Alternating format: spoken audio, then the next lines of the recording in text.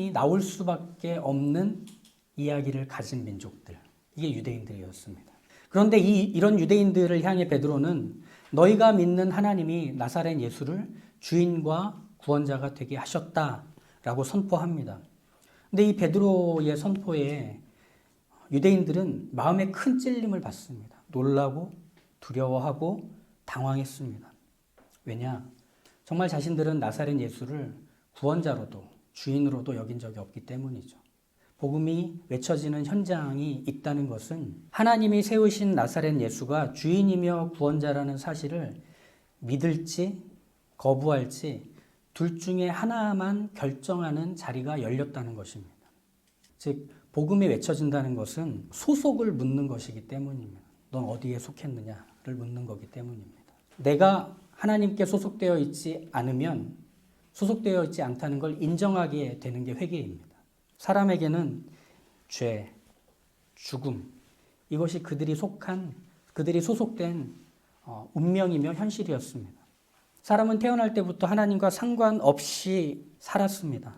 하나님을 내 삶의 중요한 자리에서 늘 밀어냈고, 그리고 가장 힘겹고 곤란할 때조차도 내 계획과 힘으로 삶을 해결하고 극복해 나가려고 애쓸 때 자연스럽게 내 인생의 주인은 하나님이 아니라 나였습니다.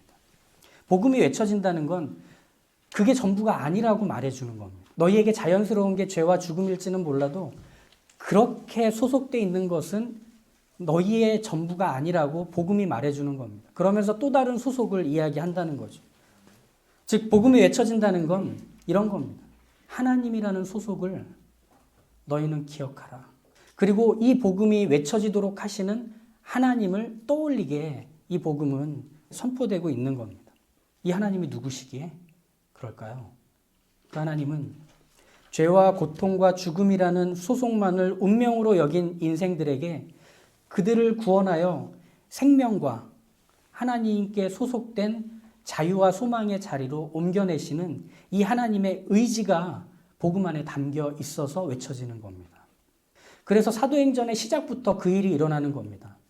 하늘로부터 호련히 성령님께서 오셔서 120명의 제자들에게 임하십니다. 그리고 나서 어떤 일이 벌어지죠? 이 120명의 사람들이 밖으로 나가서 하나님의 큰 일을 선포하게 합니다. 그것을 각 나라의 언어로 하게 하시죠. 누구도 듣지 못하는 사람이 없도록, 이해하지 못하는 사람이 없도록 말이죠. 신에게 닿는 방식, 즉 신의 환심을 사서 자신이 겪고 있는 이 상황 속에서 복과 평화를 누릴 수 있도록 하는 것에 여러 종교들은 너희가 해야 될 수고가 있다고 말합니다. 즉 수고와 책임이 사람 자신에게 있다고 가르치는 거죠. 하지만 복음은 찾아낸 보물지도가 아니라 베풀어진 은혜의 선물입니다. 복음이 외쳐진다는 건 지금 그 자리에 있는 한 영혼을 구원하시려는 하나님의 의지가 드러난 일입니다. 마치 한 마리의 양을 잃은 그 한 사람이 이 양을 찾아 나서는 것과 같은 의지를 하나님이 보이십니다. 나사렛 예수를 하나님이 주인과 구원자로 세웠다는 걸 유대인들이 믿어서 그럼 어떻게 해야 될지를 묻기 시작하지 않았습니까? 베드로는 복음을 듣고 회개한 후에 해야 할 일을 유대인들에게 말해주죠. 회개가 시작이 된 너희들이여 세례를 받으라. 물로 세례를 주는 일로 유명했던 사람은 바로 예수님 살아계실 때 함께 있었던 세례 요한일 겁니다. 죄사함을 받는 회개의 세례를 전파했던 사람입니다. 세례 요한의 세례는 유대인들을 대상으로 했던 세례였죠. 그랬기 때문에 베드로의 설교를 듣고 있는 사람들 중에는 이 세례 요한의 세례를 받은 사람들도 섞여 있을 겁니다.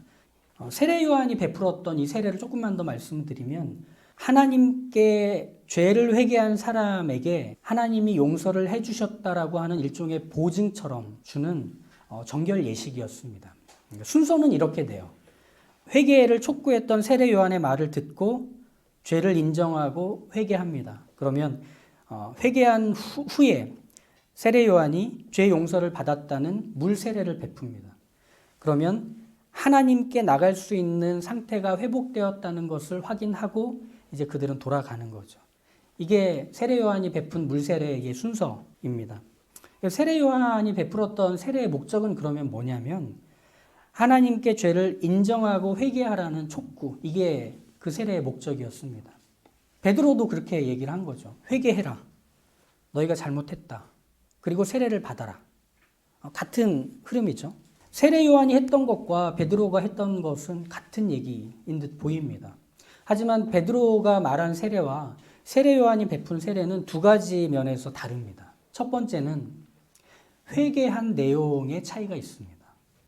우선 세례 요한이 유대인들에게 회개를 촉구하며 세례를 받으라고 했던 이유는 뭐냐면 오실 왕을 맞이할 준비를 하기 위해서 이 세례를 받으라고 했습니다.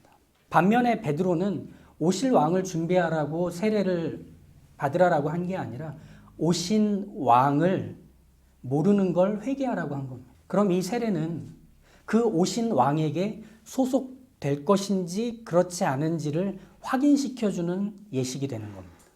두 번째로 세례 요한의 세례와 베드로가 말한 세례의 차이는 주체가 다르다는 것입니다. 세례 요한이 세례를 베풀 때 그는 하나님의 권위를 위임받아서 이 세례를 베풀었습니다. 세례 요한의 이 권위를 하늘에서 온 것이라고 유대인들은 여겼기 때문에 그 앞에 무릎을 꿇고 내가 하나님께 죄 용서를 구합니다. 그래서 그 물세례를 받으면 평안함으로 돌아갈 수 있었던 거죠.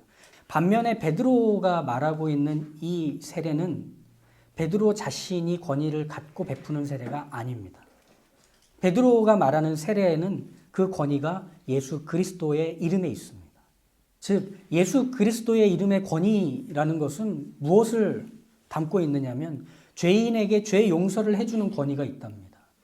그리고 하나님의 영이 그와 함께 영원히 있게 되는 권위가 있답니다. 예수 그리스도의 이름을 가진 이제 예수 그리스도의 이름으로 세례를 받게 된 예수 그리스도의 이름에 소속이 된 인생들은 이제 예수 그리스도의 권위에 속하게 됩니다. 그래서 그 모든 것들이 우리의 모든 것, 우리가 갖고 있는 것들을 빼앗아갈 수 없도록 예수님께서 권위를 행사하십니다. 그래서 그리스도인의 믿음의 시작, 구원의 시작, 하나님의 형상으로서의 회복의 시작은 이 예수 그리스도의 이름으로부터가 되는 겁니다. 이제 우리는 어떤 사람이 되었느냐? 예수 그리스도의 소유가 된 겁니다. 이제 우리는 어떻게 살아가느냐? 내 주인이신 예수님이 나를 다스리시고 책임지시고 이끄시는 삶을 살게 됩니다. 바울은 이 예수 그리스도의 이름을 가졌다라는 것을 이렇게 그가 썼던 편지에서 반복하여 소개합니다. 예수 그리스도 안에서라고 표현합니다. 우리가 받은 세례가 바로 그것입니다. 지워지지 않는 흔적, 없어지지 않는 신분을 예수 그리스도의 이름으로 책임받게 되었다는 것입니다. 마태복음 28장 마지막 절을 우리는 잘 알고 있습니다. 하늘과 땅의 모든 권세를 내게 주셨으니 그러므로 너희는 가서 모든 민족을 제자로 삼아 아버지와 아들과 성령의 이름으로 세례를 베풀고 내가 너희에게 분부한 모든 것을 가르쳐 지키게 하라. 볼지어다 내가 세상 끝날까지 너희와 항상 함께 있으리라. 이 말씀으로 마태복음이 끝이 납니다. 그런데 이 말씀에 우리는 금방 이제 우리가 구원받았으니 해야 될 일이 있는가 보다. 우리의 임무가 주어졌나 보다. 그렇게 먼저 생각을 했죠. 그래서 다니면서 복음을 전해야 한다. 하지만 여기에는 그거보다 더 큰 의미가 있습니다. 이 대단한 임무를 우리에게 맡기신 예수님. 생명을 구원하고 하나님의 나라를 세우는 일을, 그 책임을 우리에게 맡기실 수 있는 예수님이 우리의 책임자시며 우리의 주인이라는 사실을 이 명령은 보여주고 있는 겁니다. 임무보다 큰 예수님을 말해주고 있는 거죠. 그러니 그분의 소속, 내가 그분께 소속되어 있다는 사실에 안심하셔도 됩니다. 내가 그분께 묶여서 그 다스림과 그 통치 아래 있다는 것을 기뻐하셔도 됩니다. 보이지 않는 그 길을 걸어가야 하는 우리이지만 우리는 보이지 않는 길을 걸을 수 있는 예수 그리스도께 소속된 인생들이기에 넘어져도 괜찮습니다. 무릎이 까져도 괜찮고 길을 잘못 들어도 괜찮습니다. 그게 예수 그리스도의 통치의 영역 안에 있기에 우리는 괜찮습니다. 우리가 그 소속을 믿음으로 기억하며 소망과 기쁨으로 이 땅과 이 이후를 살아내실 수 있기를 예수 그리스도의 이름으로 축복하고 같이 그 소망을 품었으면 합니다.